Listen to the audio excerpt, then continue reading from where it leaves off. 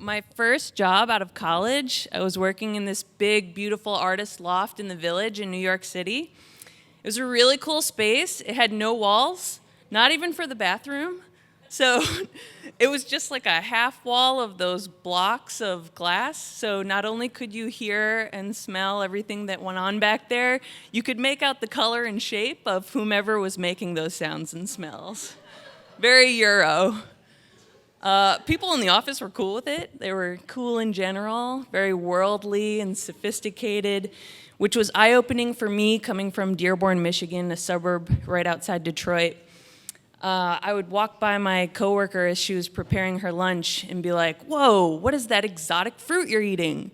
She said, "An avocado." I was straight out the Midwest. My dad still calls guacamole green dip. My little production company shared the space with two web designers, one of which was from Spain. He was married to Reika, a stunning model photographer who was from Finland, and she would use the space for parties and photo shoots.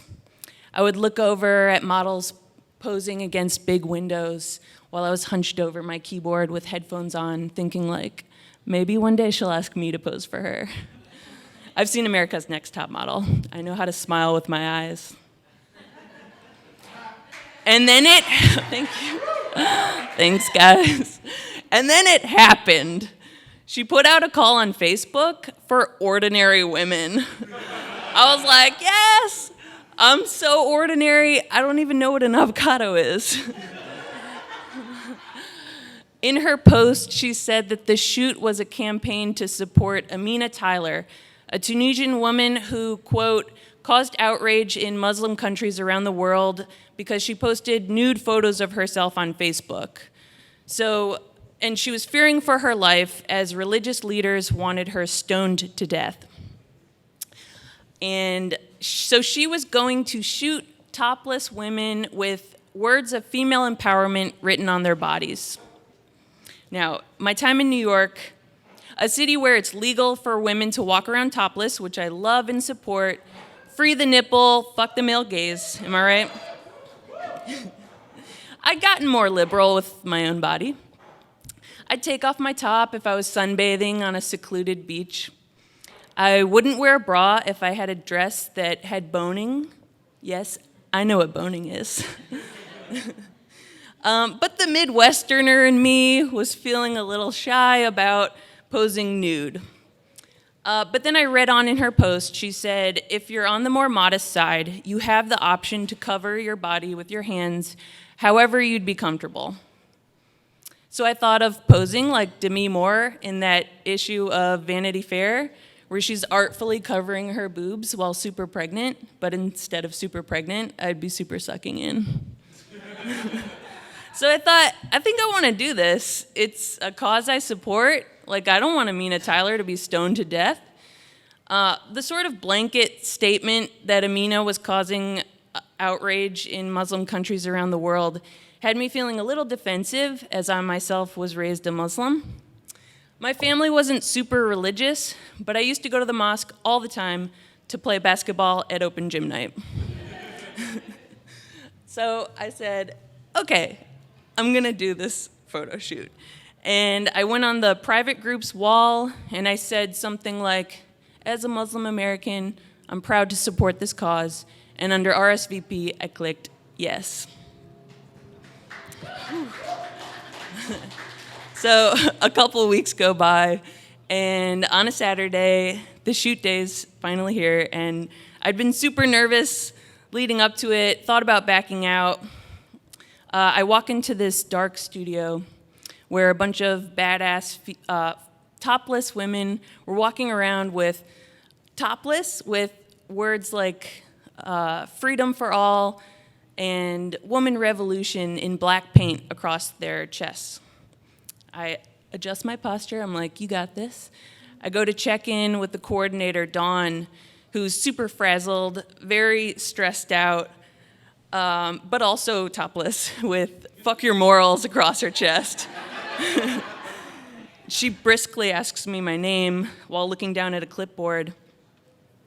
And when I say Elaine, her eyes lit up. She's like, Elaine, we're so excited you're here. I was like, oh, really? Okay. Are you sure? And then a bunch of topless ladies started gathering around me like I was the anticipated guest of honor. This made me start to panic. Thought I was going to wallflower my way in here like I do everything. Maybe make a run for it if necessary. But now, as Dawn was latching arms with me, it seemed there was no backing out. So I go completely topless, and Dawn hands me a paintbrush and is like, so how do you want to do this? We've been painting each other, but since none of us know Arabic, do you want to do it to yourself? And I was like, yeah, sure. And I was like, oh, wait, I don't speak or write any Arabic. And then Dawn's smile fades. And she goes back to stressed out mode. And she's like, I thought you said you were a Muslim. And then like some of the ladies looked disappointed. And I was feeling like a fraud or something, like I was lying about my religion. I used to go to the mosque all the time to play basketball at open gym night. So I told her, I believe I said Muslim American, emphasis on the American, am I right? And I gave her a little elbow tap out of nervousness, which made my boobs jiggle, because guys, I was topless. It was my turn to get photographed. And Reika was there, and she was beautiful. She had a camera around her neck, and I told her about the Demi Moore pose. I was like, is that okay? She's like, yeah, I think that'll look great. And I started to relax when Reika went out of the room to get a different lens or something, and she came back in with Dawn, the bad cop. Dawn asked me if in this campaign for women expressing their bodies, how would it look if one of our women were voluntarily covering themselves? It seemed Dawn had changed the rules. There would be no artful covering.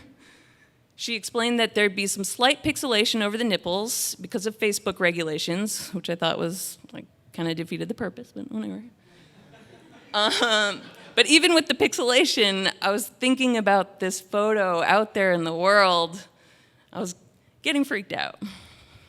I tried to tell them that my Uncle Camel already had a hard time with his nieces wearing bikinis, which they did not sympathize with.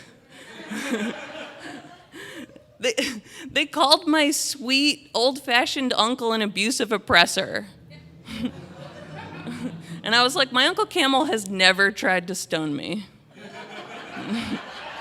He's only tried to teach me pinochle. That's like the only horrible thing he's put me through. But I went through with it, naked and afraid.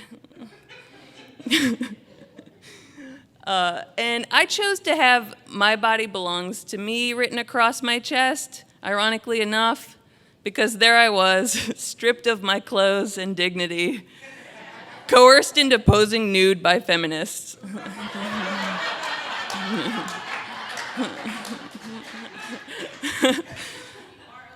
The following Monday, I went into work, just so happy to be back to reality. Everyone had shirts on. I hunched over my computer to draft an email to Reika to ask her to please omit my photo from the campaign. Embarrassed, it was hard to write. So I was like, I'll finish it and send it later. So I'm walking home that evening, when I get a text from a friend. It just said, "Whoa," in all caps.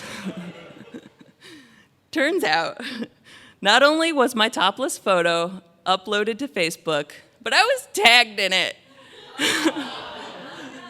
I ran home and sent an angry email demanding it get taken down, which really sucked, because I wanted to be a part of this movement. I wanted to liberate myself and the minds of other people, but there I was, just another outraged Muslim over a photo uploaded to Facebook. Thanks, guys.